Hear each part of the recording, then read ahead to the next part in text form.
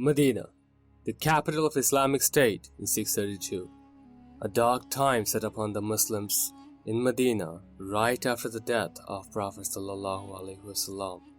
His departure was an emotional and spiritual, as well as a political crisis for the Muslims.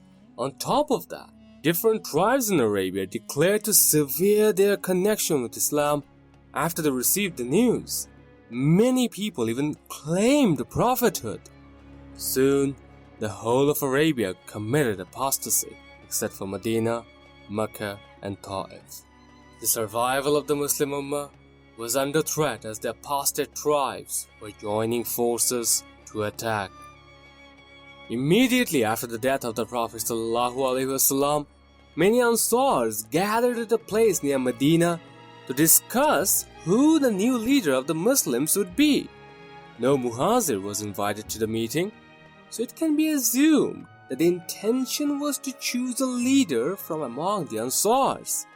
Upon receiving the news of this gathering, several prominent Muhajirs, including Abu Bakr anhu and Umar anhu, rushed there and warned the Ansars that electing a leader outside of the Quraysh tribe would bring further chaos and disintegration among the Muslims. Abu Bakr pleaded with the gathered Muslims to choose either Umar or Abu Ubaidah as the leader, but no unanimous decision could be reached. The discussion dragged on, and suddenly Umar anhu took Abu Bakr anhu's hand and swore his allegiance to Abu Bakr as the new leader. Witnessing this, all the leaders present there followed this example, and Abu Bakr anhu became the first caliph. It has to be noted that Ali anhu was not present in this meeting, as he was busy with arranging the burial of the Prophet ﷺ, and no one predicted that the meeting would end up with such a result.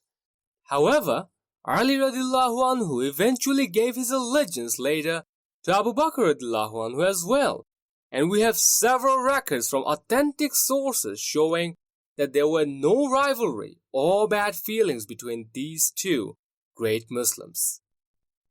Right before his death, the Prophet ﷺ planned for a military expedition towards the northern region of Arabia to bring the local tribes of the region under control. As the Caliph, Abu Bakr anhu took it upon himself to fulfill this mission planned by Prophet ﷺ, many prominent companions were against sending the main army away, as that would significantly weaken the defense of Medina if the apostate tribes would decide to attack. But Abu Bakr anhu had too much respect for the Prophet ﷺ to alter his last plan. So an army of almost 3,000 Muslims under the command of Usama ibn Zayd soon went on the mission. After a week of departure of the army, the rebel tribes, mainly Ghatafan, Hawazin, and Tayyib, started to gather in two places, in Abrak, around 100 kilometers northeast of Medina, and in Zuqissa, around 40 kilometers north of Medina. From there, they sent messengers to Medina saying they would continue praying Salah but would not pay Zakah. Abu Bakr anhu refused their proposal and ordered the tribes to stay loyal to Islam. But the tribes already knew that the main Muslim army was not in Medina, so they decided to not follow the order.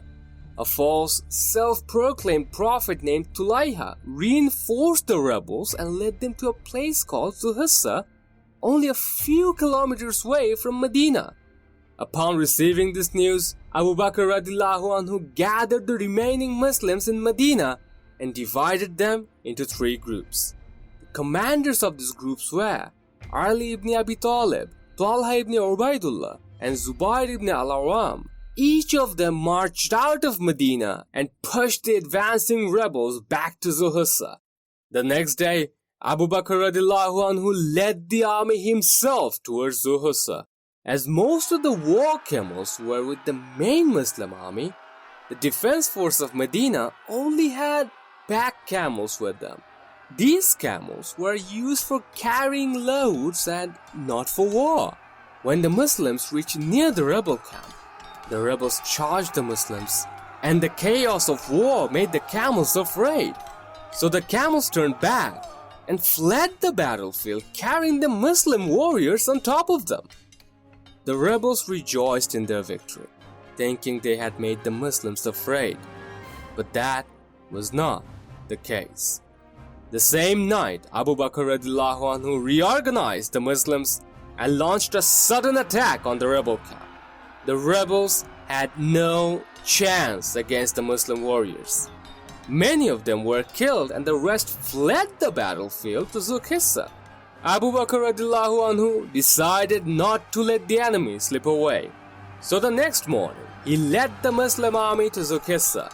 The rebels put up a good fight, but in the end, the Muslims were victorious. The remaining rebels now flew to Abraq, where the other part of the rebels were gathered.